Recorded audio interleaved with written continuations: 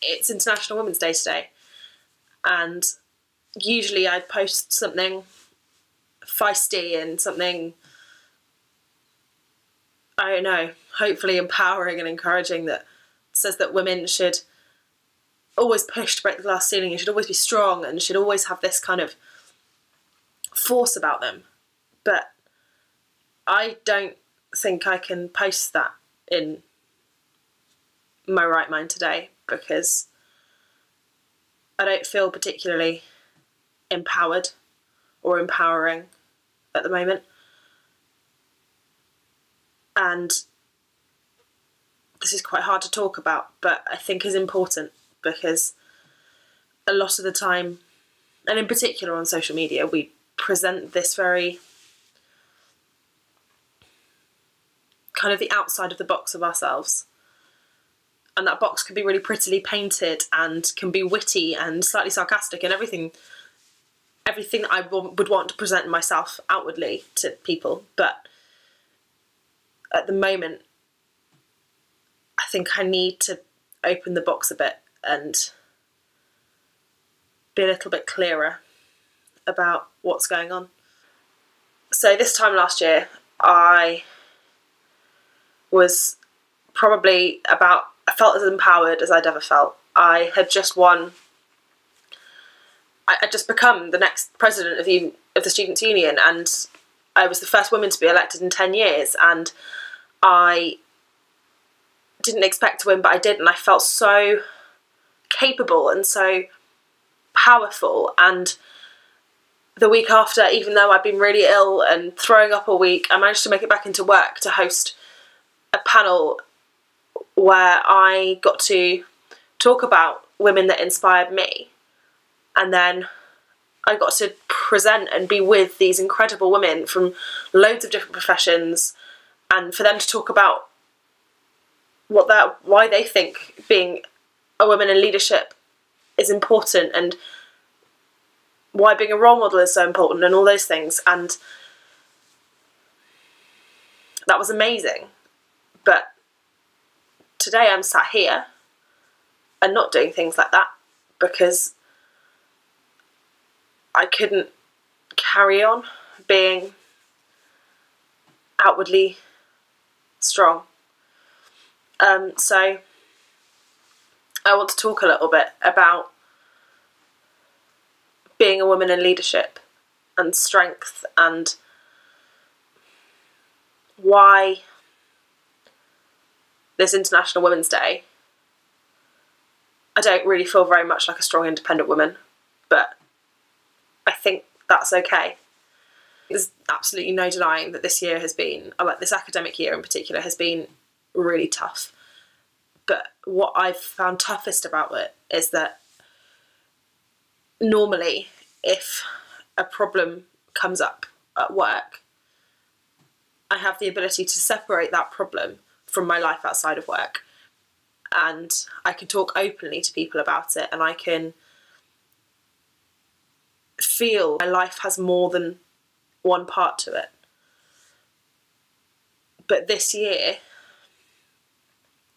the lines between me outside of being president and me being president have become increasingly blurry, to the point at which I don't know where one stops and where the other begins.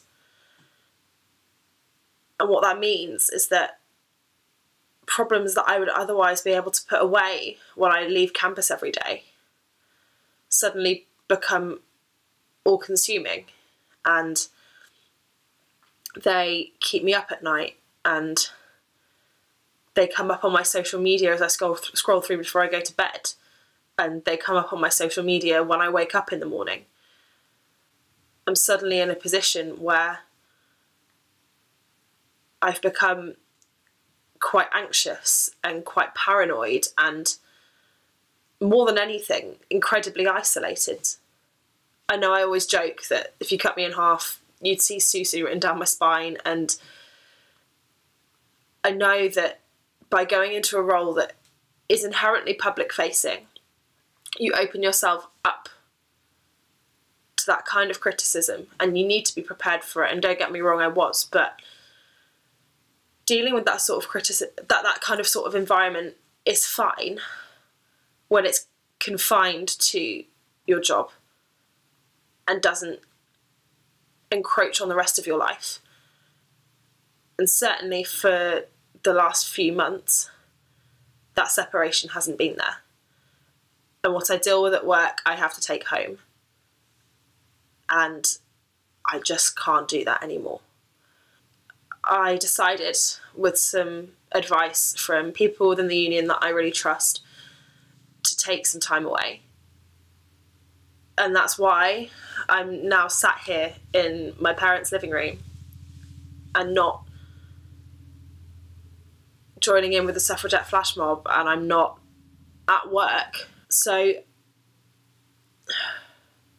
this week in particular has been immensely challenging and has required me to acknowledge that I can't be strong all the time, and that I can't permanently, I can't assume that the box that I put myself in, with the beautiful painting on the outside that makes my life look great, I can't assume that that box is impenetrable. So I guess to bring this back to International Women's Day, I think there's a lot of pressure on women, and in particular women in leadership roles, to always have this facade up and to not let people get to you, because you're told that if you let people through that facade and let people through that, into that box that you've built, you're showing weakness. And I think what I've realised is that weakness isn't a bad thing. Showing weakness and vulnerability is not bad. It's you acknowledging that you need to be multifaceted as a person, and you can't just be this pretty picture on the outside. And that life doesn't go in straight lines. It's not a graph that does this. It's got peaks and troughs. So being a woman in leadership doesn't mean that you can't be a person. And it doesn't mean that you can't be positive and confident and own yourself, but you can also be vulnerable and feel isolated and feel alone and have emotions.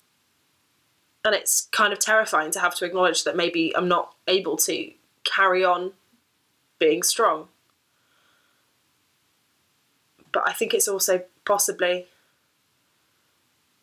the most important realisation I'll ever come to. I think there's this broader thing about women, and that we all need to build each other up. You always feel like there's something pushing back against you, and a lot of that time that's just stereotype. But stereotypes are wide-ranging and well embedded. But